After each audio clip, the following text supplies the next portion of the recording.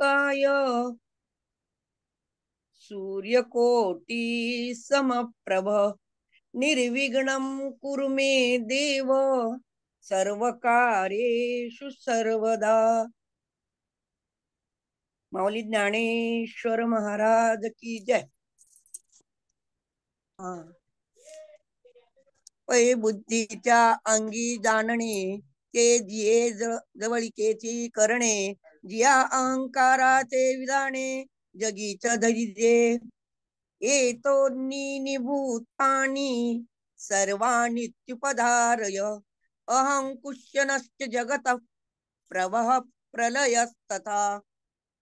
सर्व प्राणी मात्र या दोन प्रकृतीपासून निर्माण झाले आहे असे ज्ञान मी सर्व जगतांचा उत्पत्ती करता आणि संहार करता आहे. ते सूक्ष्म प्रकृती कोडे जे स्थूळाचिया अंगा घडे ते भूत सृष्टीची पडे टाकसाळ चतुर्विद्य ठसा उमटो लागे अपैसा मोला तरी सरिसा परिथरीची आनन होती 84 लक्ष थरा येरा मिती निजे भांडारा बरे आधी नुन्याचा गाभारा जाणे याशी आईचे एक तुके पात भौतिक पडती बहु वस टाक मग तिचे समृद्धीचे लेख प्रकृतीची धरी जे आखुनी नाणे विस्तारी पाठी तयाची आटणी करी माझी कर्म कर्माची व्यवहारी प्रवृत्ती दावी पाणी अग्नी आकाश पृथ्वी वायू मन आणि बुद्धी आणि अहंकार हे एकाच प्रकृतीचे 8 भाग आहे. पार्था या 8ची जी साम्य अवस्था ती माझी परम प्रकृती होय. तिलाच जीव असे नाव आहे. ती जडाला सजीव करते. ती जडाला सजीव करते. संवेदनात्मक चेतनेला जागृत ठेवते आणि मनाला शोक मोह मनावासना लावते. असे पहा की जिच्या सानिध्याने बुद्धीची आणि जगण्याची शक्ती आहे तिने अहंकाराच्या कुशलतेने जगत धारण केले आहे. ही सूक्ष्म परा प्रकृती जेव्हा स्वतःच्या इच्छेने स्थूल प्रकृतीशी संयुक्त होते तेव्हा सृष्टीतील प्राण्यांची टाकसाळ सुरू होते. मग त्या प्राणी मात्रावर अंडज स्वदेश जारस उद्बीज अशा 4 प्रकारचा ठसा आपोआप उमटू लागतो. त्यातील पंचमहाभूते यासारखे योग्य तिथे असतात परंतु त्याचे आकार मात्र भिन्न भिन्न असतात. 84 लक्ष योगिनी आकार निर्मिती करतात. इतर अनेक नाण्यांचे आकार त्या टाकसाळीच्या भांडारात तयार होतात. त्याची गणितच करता येत नाही. त्यात सर्व प्राणी रूप नाण्यांची अव्यक्ताचा भांडार भरून जातो. याप्रमाणे प्रकृतीच्या टाकसाळीतून एकच योग्यतेची पंचमहाभूतापासून उत्पन्न झालेली अशी अनेक प्राणी रूपी नाणी पडतात. या नाण्यांचा हिशोब प्रकृती ठेवते कारण ही प्रकृती प्राणी रूप नाण्यांच्या 84 लक्ष संख्येने विस्तार करते. त्यानंतर प्रलयकाळी नाण्यांची आटणी करून साम्य अवस्था निर्माण करते आणि मधील काळात नाण्यांचा कर्माचा व्यवहार करून दाखवते. आवाज येतोय ना मॅडम? होत आहे. हो हो येतो येतो.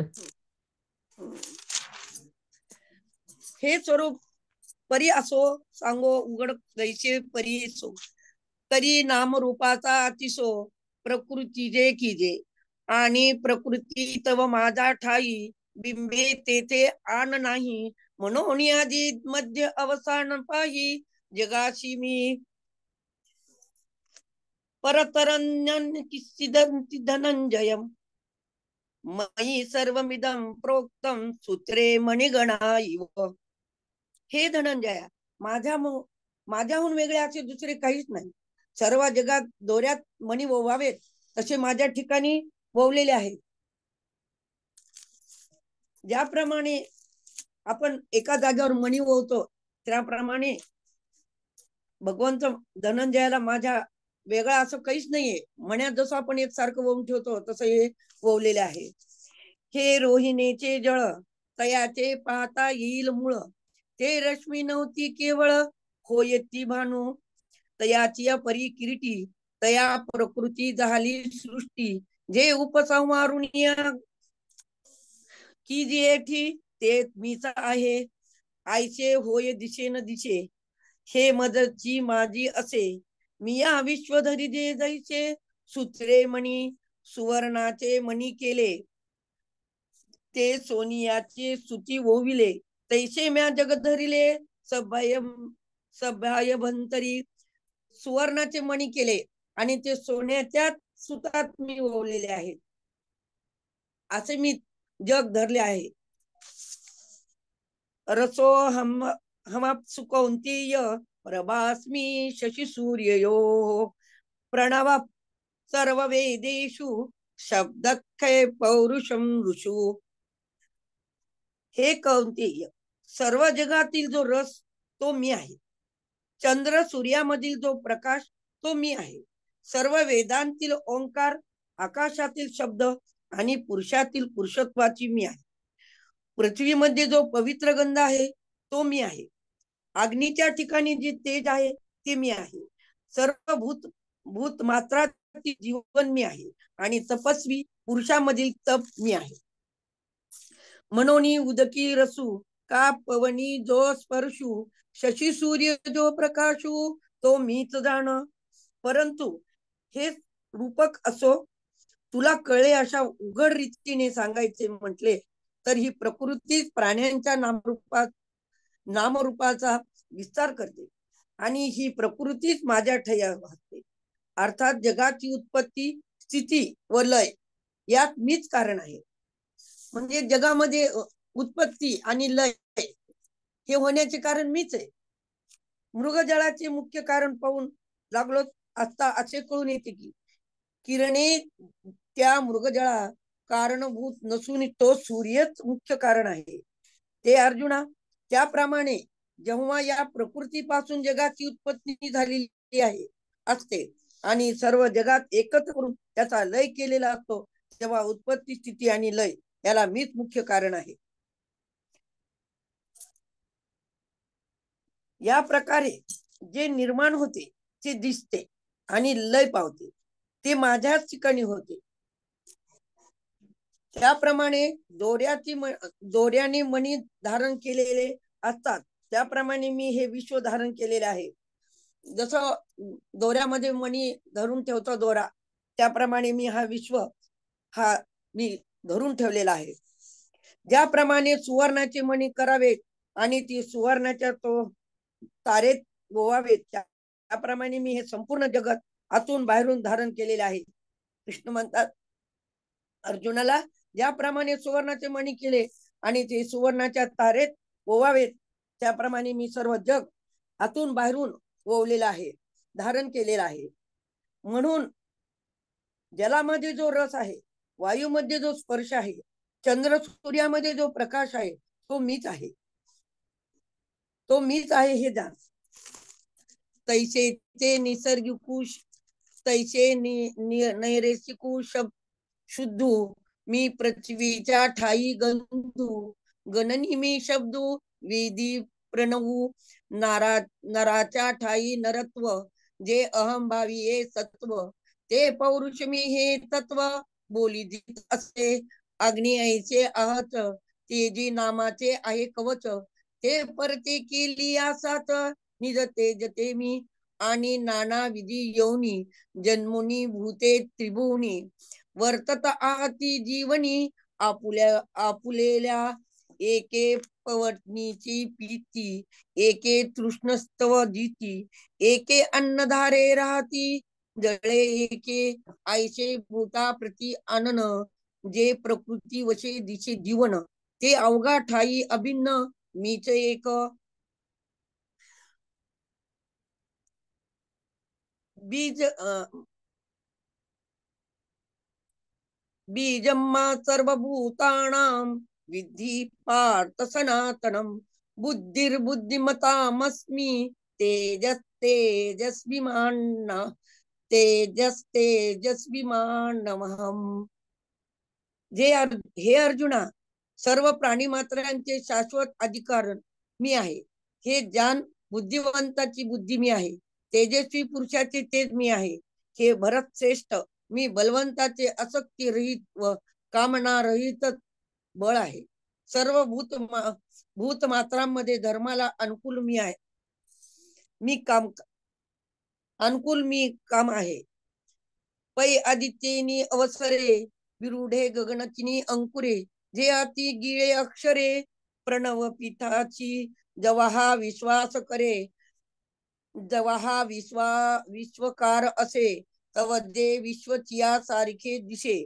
मग महाप्रलय दशे काहीच नव्हे, आयशी अनादी जे सहज ते मी गा विश्वबीज, हे हाताळले तुझ जी जे असे मग उघड करून पांडवा, जे हे आणिशी साख्यात या गावा, ते याचा उपयोगू बरवा देखशील.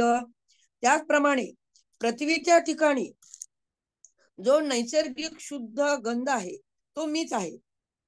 आकाशातील शब्द आणि वेदांतील ओंकार मीच आहे. पुरुषांच्या ठिकाणी जे पुरुषत्व आहे ते मी अशा अहंकाराने व्यक्त होते, ते पुरुष मी आहे.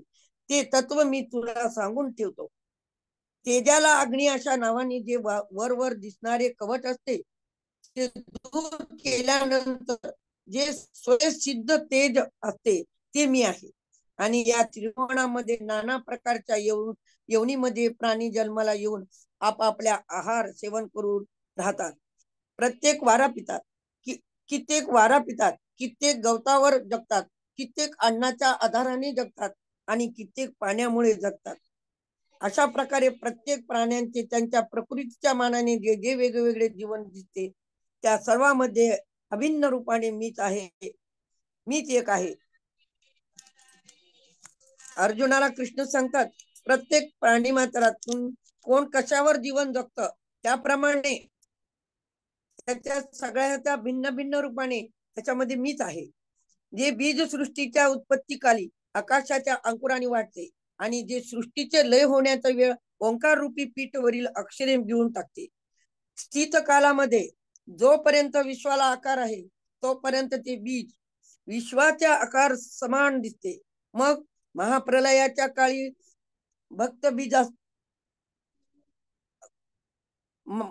महाप्रलयाच्या काळी फक्त बीज असते. त्यावेळी त्याला स्थूल सूक्ष्म असा कोणत्याच प्रकारचा आकार नसतो. असे ते अनादी स्वयंसिद्ध विश्वाचे बीज ते मी आहे. हे गुपित गोष्ट तुझ्या तळहातावर ठेवत आहे, म्हणजे तुला स्पष्टपणे सांगत आहे.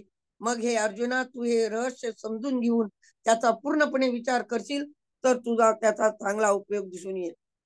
कृष्ण अर्जुनाला म्हणाले, तू स्वतः तळहातावर ठेवलेला आहे मी सगळं स्पष्ट. आता तुला त्याच्यात तू जर ते सगळं घेतलं तर तुला त्याचा चांगला उपयोग होईल. परी हे अपप्रसंगी आलाप, आता असू तू न बोले संक्षेप, जान तपचिया ठाई तप, ते रूप माझे बळिया माझी बळ, ते मी दाने आढळ, बुद्धिमंती केवळ बुद्धी ते मी, भूताच्या ठाई कामू, तो मी म्हणे आत्मा रामू, जेणे अर्थ स्तव धर्मू, थोर होय एरवी विकाराची पेसे, करी करी इंद्रियाची ऐसे, परिधर्माची वेखासे, जावो निंदी जो अप्रकृतीच्या अवाटा, सांडोनी विधीच्या निघे वाटा, तेवीची नियमाच्या दिवटा, सवे चाले कामू ऐशिया ओजा प्रवृत्ते, म्हणून धर्माची होय पुरते, मोक्ष तीर्थाचे मुक्ते, संसार भोगी जो श्रुती गौरवाच्या मांडवी, काम सृष्टीचा वेलू चढवी, तव कर्म फळेशी पालवी, अपवर्गी टेके ऐसे नियतुका कर्दपू, जो भूता या बीजरूपू, तो मी म्हणे बापू योगियाचा, हे एक एक किती सांगावे, आता वस्तुजातची अवघे, मजपासून जाणावे विकारले असे, एचैव सात्विका भावा राजसास्ताम तामसाच्चये मत्तये वित्ति तद्विद्धि न त्वेष तेषु ते मयि. जे सात्विक अहन भाव का रजत मादी सर्व ते मम रूप संभव संभव ओळखले तू. ते हे झाले तरी माझ्या ठाई परी तया माझी मी नाही. जैसे स्वप्नीच्या डोही जागृती न बुडे. परंतु आता विषयाला सोडून असलेले माझे बोलणे राहू दे. ते मी आता बोलत नाही. आता थोड्यातच सांगतो. तपस्वी लोकातील जे तप आहे ते माझे स्वरूप आहे.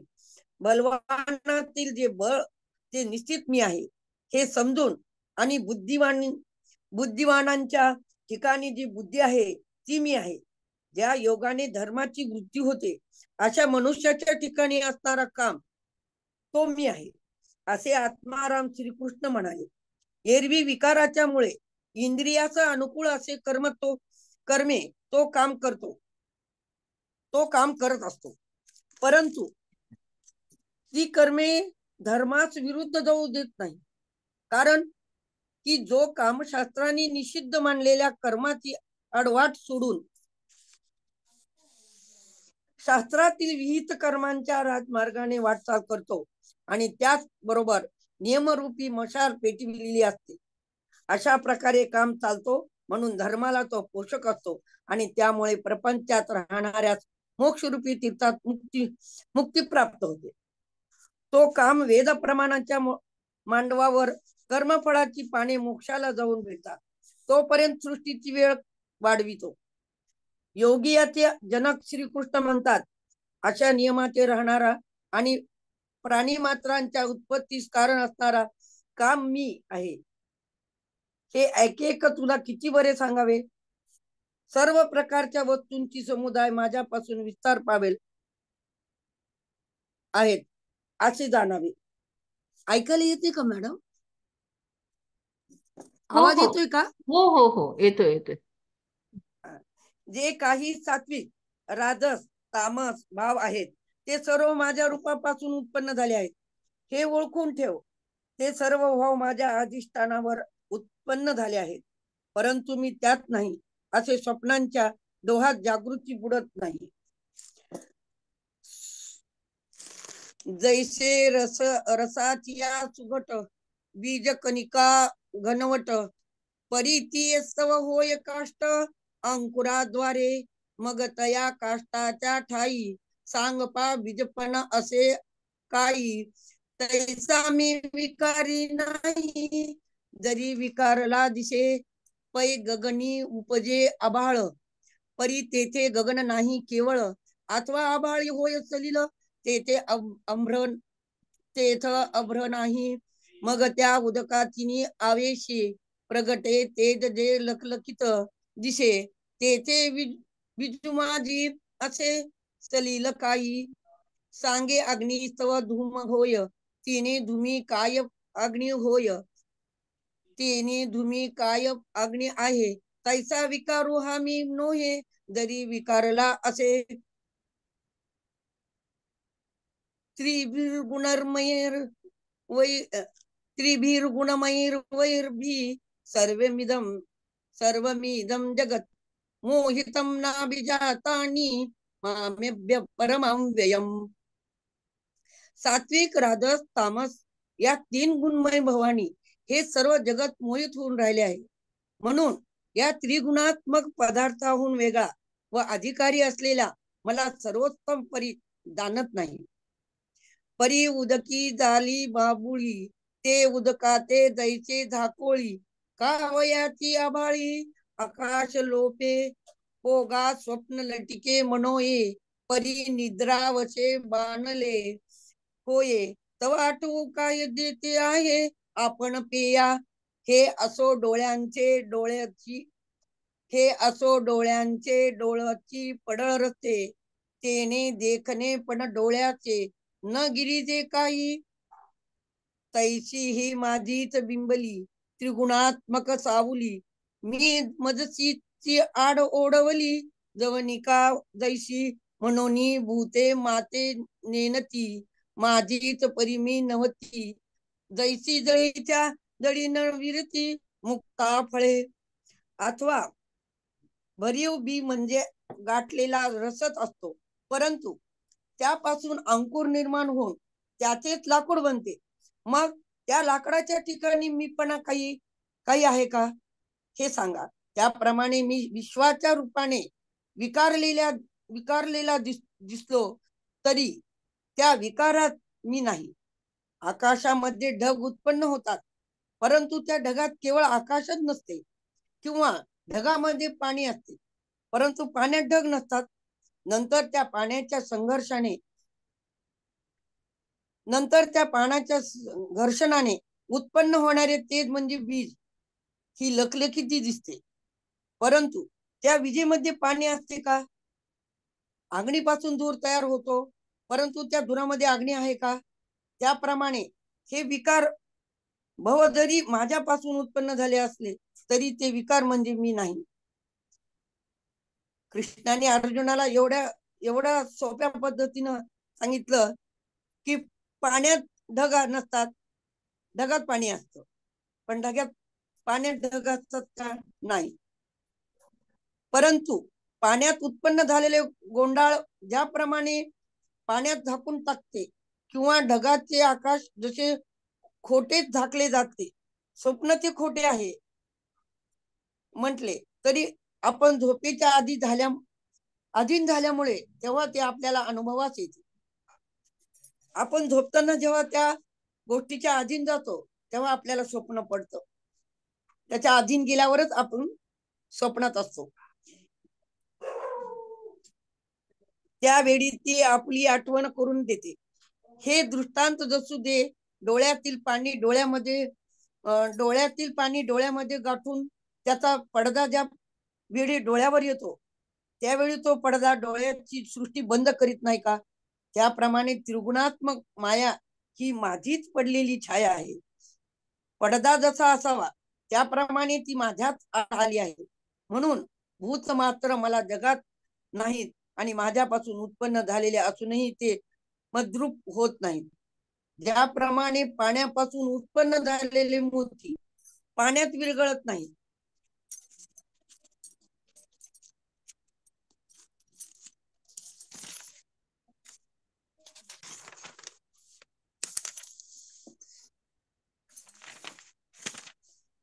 पै पृथ्वीच्या घटू की जे सवेची पृथ्वी मिळे तरी मिळविजे, एरवी तो ती अग्निसंगे शिजे तरी वेगळा होय.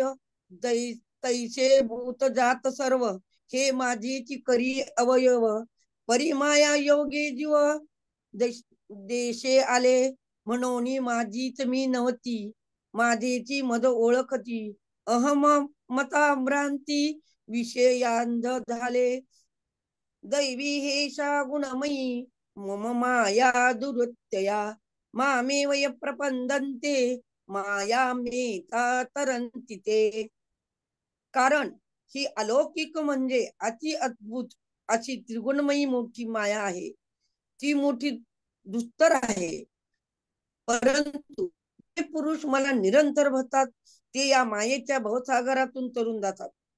मायेने ज्याचे ज्ञान नाहीसे केले आहे व असुरही प्रकृतीचा ज्यांनी आश्रय घेतला आहे, असे पापी मूर्ख नराधम मला शरण येत नाही. आता महदादी हे माझी माया उतरवनिया धनंजया, मी होई जे आया कैसी जिये ब्रह्माचळाचा आधाडा, पहिलिया संकल्प जळाचा उघडा, सवेची महाभूताचा बुडबुडा साना आला, जे सृष्टी विस्तारणीची ओवे चढत काळ कळीची वेगे, प्रकृती निवृत्तीची तुंगे तटे सांडी, जे गुणधनाचे वृष्टी भरे भरली मोहाची महापुरे, घेऊन जाता नगरे यमनियामांची जे द्वेषाच्या आवर्ती दाटत, मत्सराचे वळसे पडत, माझी प्रमादादी तळपत महामीन जेथे प्रपंचीच वळणे, कर्मा कर्माची ओभाने, वरी तरता ती ओसणे, सुख दुःखाची. मातीचा घट तयार करून तो घट ताबडतोब मातीत मिसळला तर तो मातीत एकरूप होतो. परंतु तोच घट अव्यात घालून अग्नीच्या आधाराने भाजला तर मात्र तो मातीपेक्षा वेगळा होतो. कच्च भांड ताबडतोब विरघळत, त्याला आपण तापवलं तर ते टिकत. त्याप्रमाणे आपल्या शरीराला आपण जसं कच्च ठेवलं तर ते कच्च राहणार, आणि त्याला भाजायचा प्रयत्न केला तर तो कुठेतरी भाजल्या जाईल. त्याप्रमाणे सर्व प्राणी मात्र हे माझे अवयव आहेत, परंतु त्याचा मायेशी संबंध आल्याने ते जीवदेशाला प्राप्त झाले, जीवदेशाला प्राप्त झाले आहे. म्हणून माझ्यापासून उत्पन्न झाले असून देखील ते तंद्रूप होत नाही, माझेच असून मला ओळखत नाही, आणि आहेत ते मूळ ममतेमुळे भ्रांतीने ते विषयांध झाले आहे.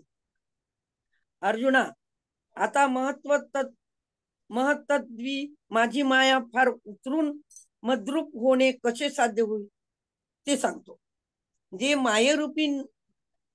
मायारूपी नदी ब्रह्मरूपी पर्वताच्या तुटलेल्या कड्यात असताना प्रारंभी तिच्या ठिकाणी संकल्परूपी जलाचा उगम झाला, आणि त्वरितच पंचमहाभूताच्या लहानशा बुडबुडाही आला, जो सृष्टीच्या विस्तार रूपी योगाने कालगतीच्या वेगाने वाढून प्रकृती व निवृत्ती हे दोन उंच काठ ओलांडून पुढे चालले आहे. जे त्रिगुण रूपी मेघाच्या पाशाने तुडुंब भरलेले आहेत, आणि भ्रमाच्या महापुराने योगांची नियमरूपी नगरे वाहून घेऊन जाते. जी द्वेषरूपी भोवऱ्याची दाट भरून गेली आहे, आणि मत्सरूपी वळणाचे वाहत आहे, जिच्यामध्ये उन्मत्तपणा इत्यादी दोषरूपी मोठे मोठे मासे तळपत आहेत. त्याच्यामध्ये मोठे मोठे मासे तळपत आहेत, जिच्यामध्ये प्रपंचरूपी भेदाचे अनेक वळणे असून कर्म अकर्मच्या भेदामध्ये सुख दुःख रूपी खेर कचरा तरंगत येऊन जिच्या कडेला लागलेला आहे. थांबायचं का ताई आपण? हा हा 50च्या पुढे वाचायला का 70 किती आपण वाचायचं? 50 पर्यंत वाचायचे. थांबूयात आपण इथे आता. हा मग जास्त झालं का? नाही, बरोबर. हरकत नाही, हरकत नाही. ते वेळेनुसार व्यवस्थित झालेलं आहे, चालेल. पसायदान म्हणताल? पसायदान हो. हा. आता विश्वात्मके देवे येणे वागज्ञ तोषावे, तोषो निमज द्यावे पसाय दान हे. जे खळांची व्यंकटी सांडो, तया सत्कर्मी वाढो, भूता परस्परे जडो, मैत्र जीवांचे दुरितांचे तिमिर जाओ, विश्व स्वधर्म सूर्ये पाहो, जो देवांची तो लाहो, प्राणी जात वर्षत सकळ मंडळी, ईश्वर निष्ठांची मांडली तळी, अनवरत भूमंडळी भेट तू भूता, चला कल्पतरूचे आर, चेतना चिंतामणीचे गाव, बोलती जे अर्णव पुरुषांचे, चंद्रमे जे अलांचन मार्तंड देता पहिण, ते सर्वाई सदा सज्जन सोय रे होतो, किंबहुना सर्व चुकी पूर्ण होणी तिनी लोकी, मधी जो आदि पुरकी अखंडित, आणि ग्रंथोपजीविये विशेषी लोकीये, दृष्टादृष्ट विजये होवा वेगी, हेच म्हणे श्री विश्वेश्वरा हो. हा होईल दान पसावो, येणे मरे ज्ञान देव सुखिया झाला. येणे मरे ज्ञान देव सुखिया झाला. येणे मरे ज्ञान देव सुखिया झाला. पुंडलिका वरदे हरी विठ्ठल श्री ज्ञानदेव तुकाराम पंढरीनाथ भगवान की जय. माऊली ज्ञानेश्वर महाराज की जय. म्हणजे छान ताई, छान वाचन झालं आज आपलं आणि फार सुंदर प्रकारे तुम्ही वाचलं. पहा, म्हणजे आपण काय वाचायला सुरुवात केली आहे ते आधी आपण नीट समजून घेऊ. आपण ज्ञान विज्ञान योग पाहतो आहोत. ज्ञान म्हणजे काय? ज्ञान परमेश्वर आहे आणि विज्ञान हे म्हणजे विशिष्ट असं ज्ञान आहे. म्हणजे ह्या भोवतालच्या जगाविषयीचं जे ज्ञान, त्याविषयी त्याला विज्ञान असं म्हटलेलं आहे.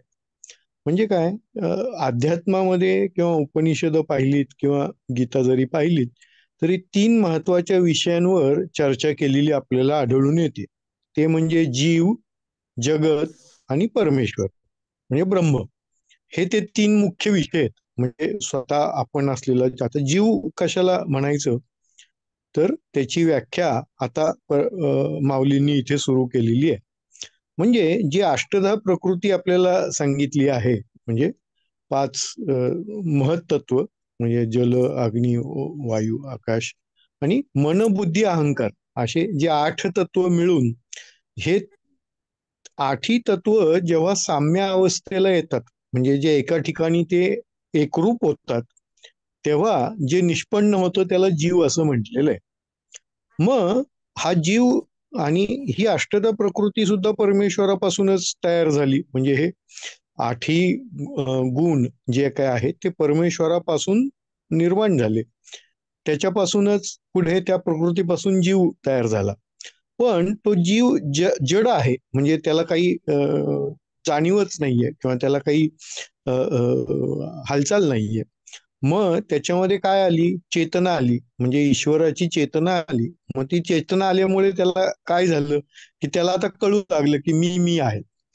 म्हणजे त्याच्यातली बुद्धी म्हणजे जाणीव, म्हणजे ज्ञान म्हणजे काय असतं शेवटी? कुठल्याही गोष्टीचं ज्ञान होतं. ज्ञान हा जाणीवेचाच पुढील भाग होय. म्हणजे बुद्धीमध्ये जी जाणीव असते त्याला ज्ञान असं म्हणतात, म्हणजे थोडक्यात सांगायचं तर ही जी काही जाणीव आहे, ही जी काही चेतना आहे ती त्या परमेश्वराचाच भाग आहे. म्हणून त्या जीवाला कळायला लागलं की मी आहे, बरोबर. म्हणजे आणि तो स्वतःला जाणवायला लागला. आणि मग काय झालं की अहंकार आता उदयाला आला. म्हणजे आता त्याला कळायला लागलं की मी देह आहे, मला हे कळतं. म्हणजे आता लहान मुलाचं आपण उदाहरण घेऊ. जन्माला आलेल्या लहान मुलाला काही कळत असतं का? काही नाही.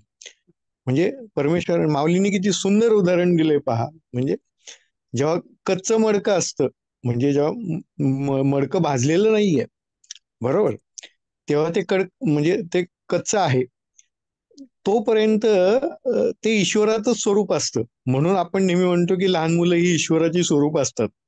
का तर जगाच्या मायेच्या जगामध्ये त्यांनी टक्के टोनपे खाल्लेले नसतात आणि त्याच्यामुळे ते कडक झालेले नसतात. त्यांचा स्वभाव एक विशिष्ट बनत चाललेला नसतो आणि त्यांचं रूपांतरण झालेलं नसतं आणि म्हणून ते परमेश्वराच्या रूपाच्या अगदी जवळचे असतात.